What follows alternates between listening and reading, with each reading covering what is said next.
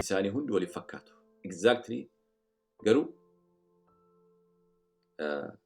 ilmoon namaatis exactly the same way akkuma san jechaadha. Wanti guddaa garuu horii mana keessatti qabdan bifti isaanii garaagarummaa ta'us garuu hundi isaanii horiidha. Ilmoo namaatis akkas jechaadha. Wanti guddaa garuu hundi keenya bifa tokkoon uumamne nama taanee addunyaa kan gubbaarratti waaqan uumamne jireenya keenya maaliif hin gargar ta'e? Maaliif wal fakkaachuu dhabne? Rabbi sammuu kana eeganuu kenne, qaama wal qixxee eeganuu kenne, maaltu gargar nu baasaa jira kan jedhu kana dhaabbannee akka of gaafannu. Kana deemsuudhaaf namni tokko nagaa walii wal qabatee, siyaasa walii wal qabatee kana jechuu danda'a. Kuni afaan Ingiliffaatiin effect jedhama. Duuba isaa wanta biraatu jira. Hundee isaa gubbaa jechaadha.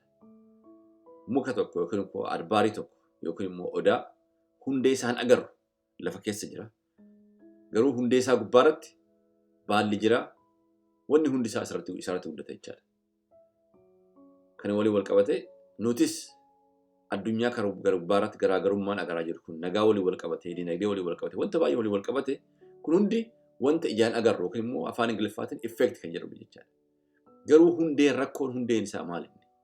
Akka ilmoo namaatti jechuu kiyya. Akka biyyatti yookiin immoo akka gosatti yookiin immoo akka saba tokkotti hin ta'in akka namatti. Ijoon dubbii harka jechuu barbaade kana walii wal qabatee maal inni? Akkuma beektan gaa beekumsi addunyaa gubbaarra jiru. Beekumsi ilmoon namaa sammuu walii wal qabatee bakka ga'e. Bakki guddaa isaa kan jiru Ameerikaa keessa jira. Yookiin immoo Yuroop keessa jira. Qaroominni ilmoo namaa, beekumsi ilmoo namaa afaan Ingiliffaatiin wisdom and knowledge. Qarreen isaa yookiin immoo the top part eessa jira wattanii biyya kana jira. Kana walii wal qabatee kana kan jedhe maaliifini? Rakkoo yookiin immoo eenyummaa ilmoo namaa hundee isaa nuti eenyu jedhanii waggaa 500 isaan dura ture jira gadi ta'anii mari'atanii beekumsa dhugaa beekumsa hundee beekumsaa kana waan baraniif isaan bakka kana kan ga'an jechuudha. Kanaaf gadi ta'anii maal jedhan isaanii nuti jedhan ilmoo namaa jechuun qaama mootii. Qaama ammaa horiinis qaba, fardis qaba, harreenis qaba, qotiyyoon qaba. Wanni hundi qaama nuti qabnu isaanis qaban, ija qaban, harka qaban, waan hunda of harkaa qaban. Kanaaf akka ilmoo namatti addunyaa kana gubbaarra jiraachuudhaaf qaama keenya yoo hin ta'in maybe nagaa qaama keenyaa eeguun irra jira. Garuu wanti nuti itti fayyadamnu qaama qofaa miti. There is a big potential behind it jedhanii waan gadi ta'aniif.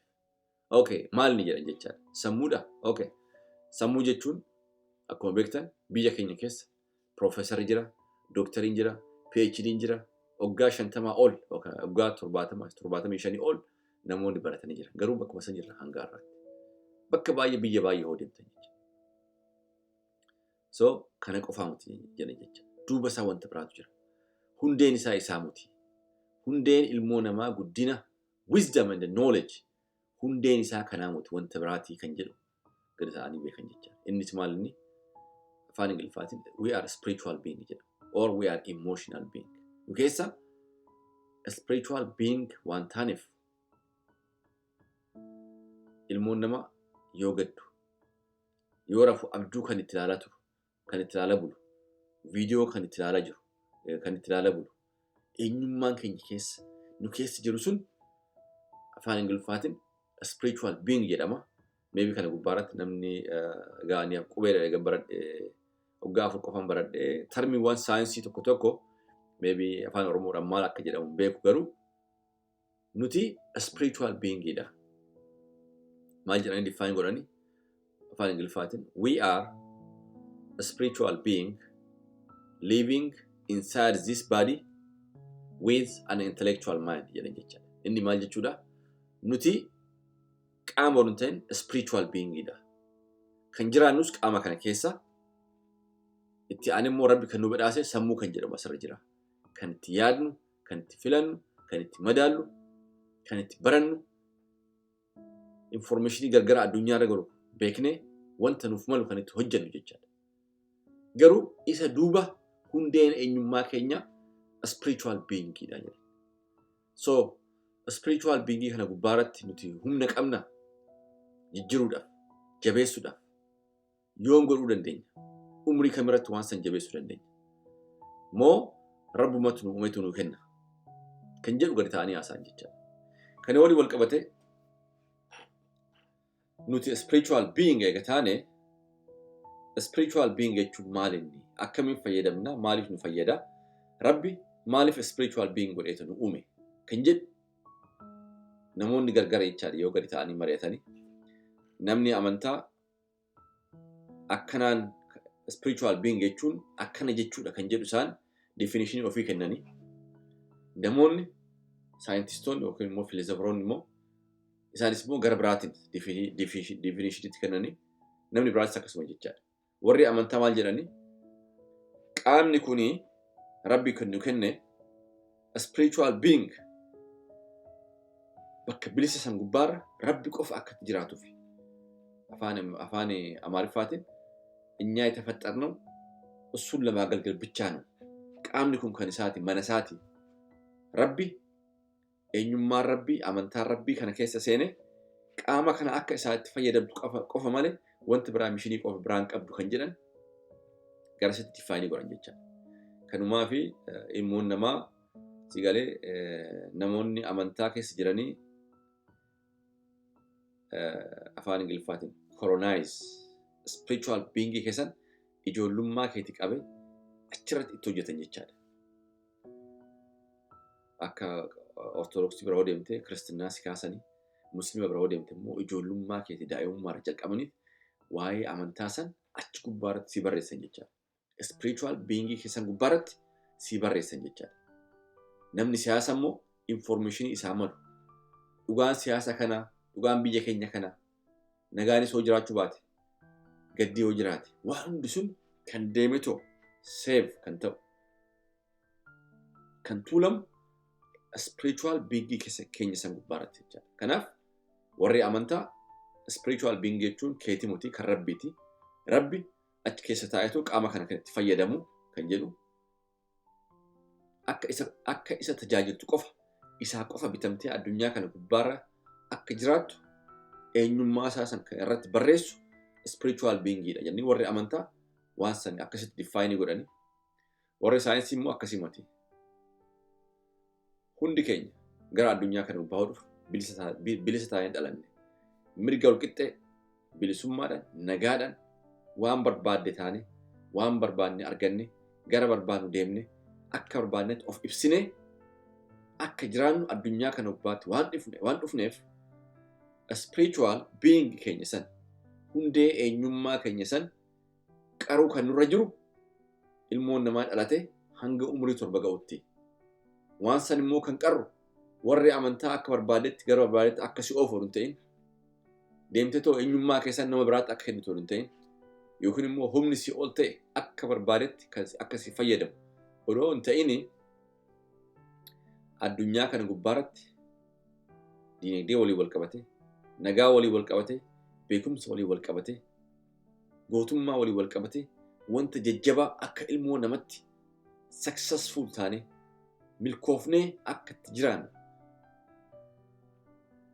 beekumsaaf eenyummaa akkamii barnoota akkamii maatinii fi namni nu guddisu hanga umurii 7tti bakka irratti barreessu jedhanii warri immoo saayinsii haasa'an jecha.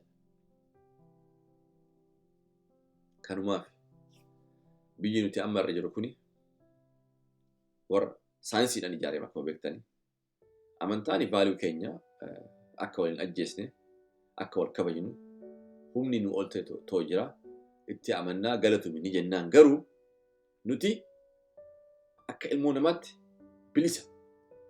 bilisummaa san immoo mirkaneessuu fi bilisummaa san yeroo dheeraa qabnee deemuu kan dandeenyu yeroo ijoollummaa keenya wanta barbaanne namoota amantaa waliin ta'in wanta nu fayyadu maatiin keenya nurratti barreessuu nurra jira barnoonni wanta gaarii barreessuu nurra jira kanaaf eega guddannee booda eega jabaannee booda nu keessa sodaan hin jiraatu yeroo hunda bilisummaadhaan yaadutu jira wanta barbaanne kaanee godhuu dandeenya hin sodaannu kan jedhu waan saniif waan nu fayyaduuf jedhanii eenyummaa hundee eenyummaa keenya san gubbaarratti waan akkasii barreessan jechaadha.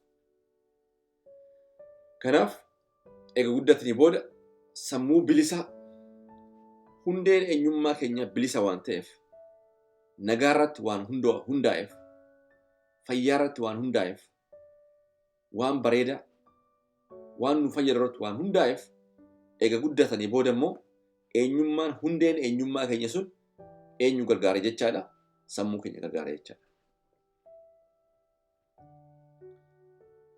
Wanna tokko ni goonettanii yoo yaaddan yoo beektu yeroo baay'ee duwwattettanii leezii taatanii bora oduun godhinaa wayyaa hin sodaannaa kana kuni kan ta'u maaliifini hundeen eenyummaa keenya sun sodaarratti hundaa'e jechaadha. Yeroo ijoollummaa umurii tokko jalqabee hanga 7tti akkaataa itti guddanne akka sodaan nu godhanii waan nu guddisaniif eega guddannee booda waan tokko godhuudhaaf yoo yaadnu fuuldratti harkafachuudhaaf yoo yaadnu hundeen eenyummaa sun duubatti nu harkisa jechaadha. Kanaaf maal jechuu barbaada wanti guddaa nuti nama bilisa ta'e uumama bilisa taane namoonni amantaa akka barbaadanitti akka horiitti asii achi akka nu oofaniif mootii gara addunyaa kanatti kan dhufne nuti bilisa wal kabajne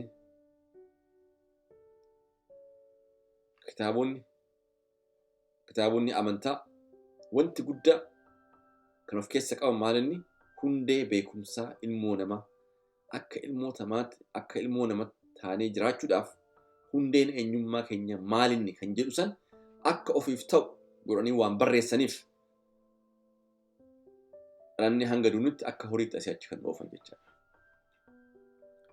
Amantaa qabaachuun hin barbaachisu jechuudha. Garuu bakka amantaa kan deemtanii wanti guddaa namoonni amantaa gaggeessan sun akka horiitti isaan qofti wanda beekan akka nu barsiisaniif akka horiitti miilli keenya hidhamee bakka sanii akka hin deemne bakka sanitti yeroo hunda dhaabbannee akka jiraannuuf eenyummaa hundee keenya san gubbaarratti akka barreessaniif waan san bakka sanitti yeroo hunda bakka sanii akka hin deemne akka nu godhaniif oduu hin ta'in bakka san mana amantaa kan deemnu rabbi tokko qofa jira. Galatoomee yoo jennee mana keessas taa'anii ta'uu hin dandeenye. Kanaaf ergaan guddaa dabarsuu kan barbaadu dhaabbattanii akka of gaafataniif dhugaan nuti eenyu? Nuti qaama eegan taane horiinis qaama eega qabaate kennaan keenya guddaan maalinni? Kennaa keenya guddaa san itti fayyadamuudhaaf dhugaadhaan nama taanee jiraachuudhaaf maal godhu nurra jira kan jedhu akka itti yaaddaniif. Kennaawwan guddaan keenya akkuma irratti jedhee afaan Ingiliffaatiin we have 3 dimensions: physical, spiritual and intellectual. Physical jechuun qaama keenya kana, intellectual jechuun immoo sammuu itti yaadnu kana jechaadha, kan itti madaannu kana jechaadha. Sadaffaan immoo spiritual yookiin immoo subconscious mind jedhama.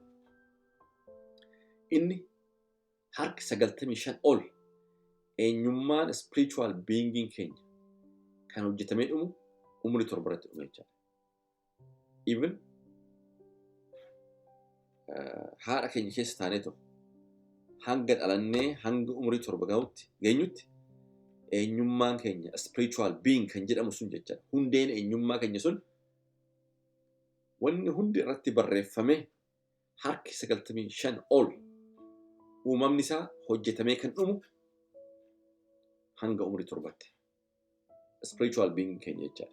95% of who we are is made during the first 7 years of our lifetime jedha. Kana jechuun gaa akkuma duratti jedhee bifa sadii qabna jedhee jira. Bifni sadaffaa fi hundeen eenyummaa keenya spiritual being kan jedhu suni hanga umurii 7tti harki 95 ol isaa hojjetamee dhaabbatee kan dhumoo ta'e bifti lamaan kan hafe eenyunni qaama fi intellectual being keenya jechaadha yookiin immoo sammuu keenya jechaadha. Qaamni keenya dhalannee hanga duunutti ni jijjiirama, ni guddata, booda gubbaa ni du'a. Kana jechuun maalinni guddinni isaa fi jijjiiramni isaa hanga duunutti hin dhaabbatu jechaadha kan qaama keenya jechaadha. The same thing with intellectual being. Sammuun keenyas akkasuma. Dhalannee hanga umurii 7tti hundee eenyummaa keenya spiritual being keenya sanitu baay'inaan gavarnu godha. Garuu umriin keenya 7 ta'e hanga duunutti tokkoffaa barachuu hin dandeenya. Lammata sammuun keenya intellectual being keenya kuni yeroo itti jabaachaa deemu jechaadha. Addunyaa keenya ilaallaa. Kuni maalini kan jedhu gaafanna. Wal madaaluu calqabna. Beekuudhaaf immoo dubbisuu calqabna. Mana barnoota deemna. Eenyummaan keenya sunis sadaffaan kan intellectual being kan jedhamu kan itti barannu, kan itti of beeknu, waan barbaadu kan itti goonu sun immoo intellectual being kan jedhamu sun immoo innis hanga duunutti guddachuu, dagaaguu, baratuu dhaabu jechaadha.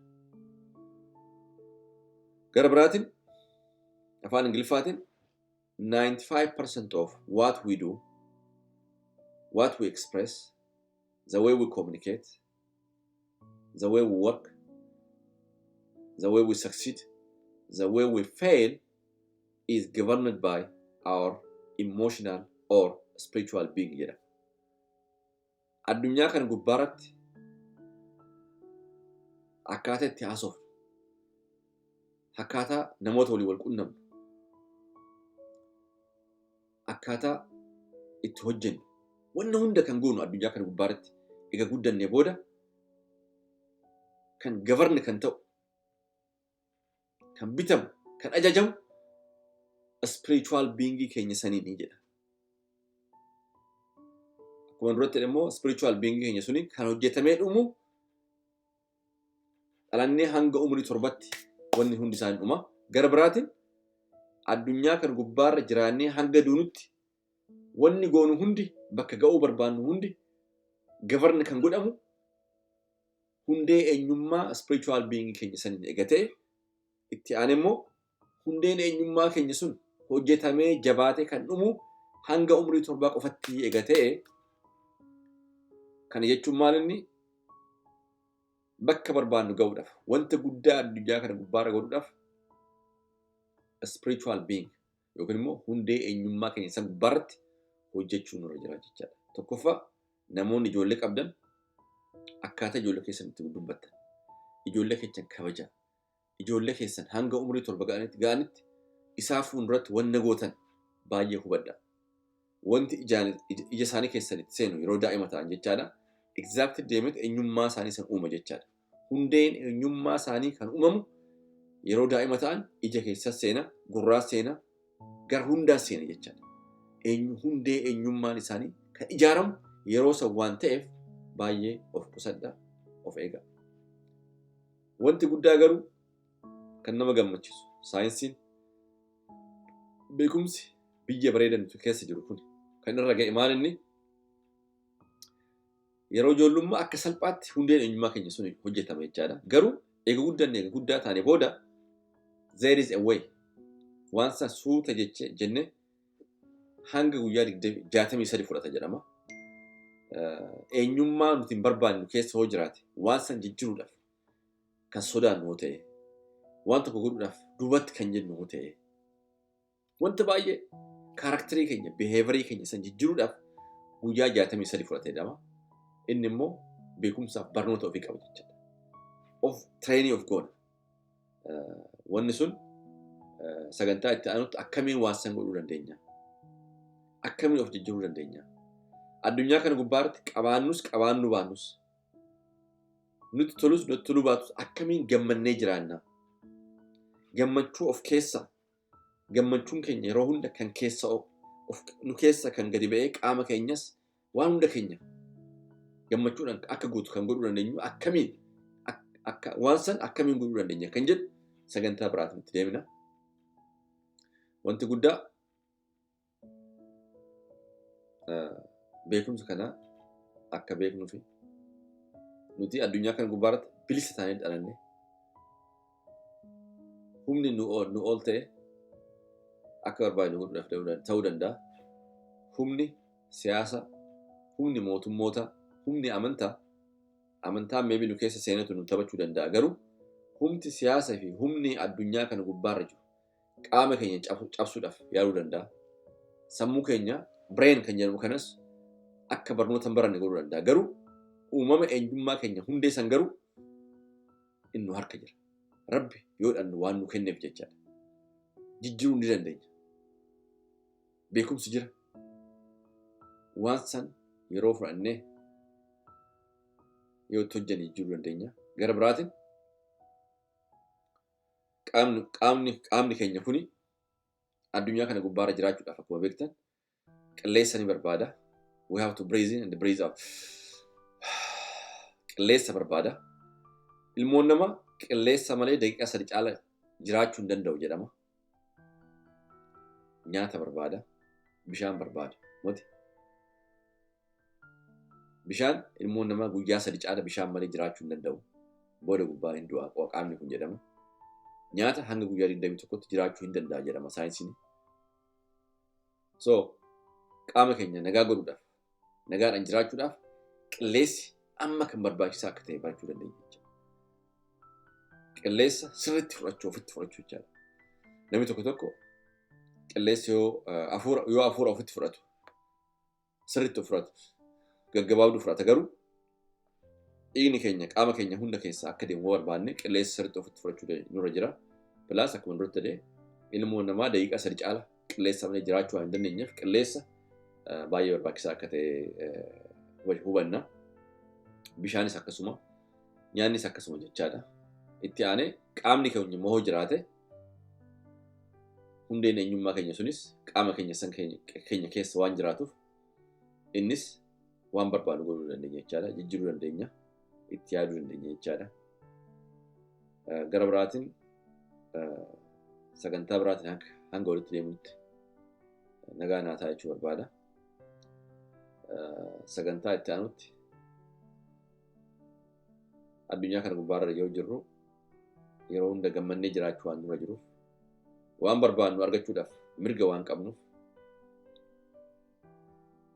ganama warri bakaanu gammachuudhaan akka kaanuuf uumama ijoollee teenya bakka guddaa akka ga'aniif nutis nagaa ta'anii nutis gammannee isaanis akka gammadaniif maal godhuu nurra jira? Ganama warri bahoo kaanu maal godhuu nurra jira? Hojii oduun calqabin dura maal godhuu nurra jira? Gooliif pilaanii walii wal qabatee faanaansii wal qabatee kana walii wal qabatee barnoota baay'ee walii qoodna walitti deemina baay'ee galatoomaa akkanatti ni iftanii rabbi garuu hundaan nu gargaara yeroo hunda dhugaa laalaa nama duuban deemina horii qofatu ija isaa cunuunfatee tiksee duuba deema jedhama yookiin immoo durataa isaa hin duuba deema jedhama yeroo hunda dhugaa laalaa nama qofa namatti hin amanamina ofitti amana yoo ofitti amantan garuu dhugaa fi mirga keessan dirqama keessan addunyaa kan baratti baraa jechuufani baay'ee galatooma guyyaa gaarii.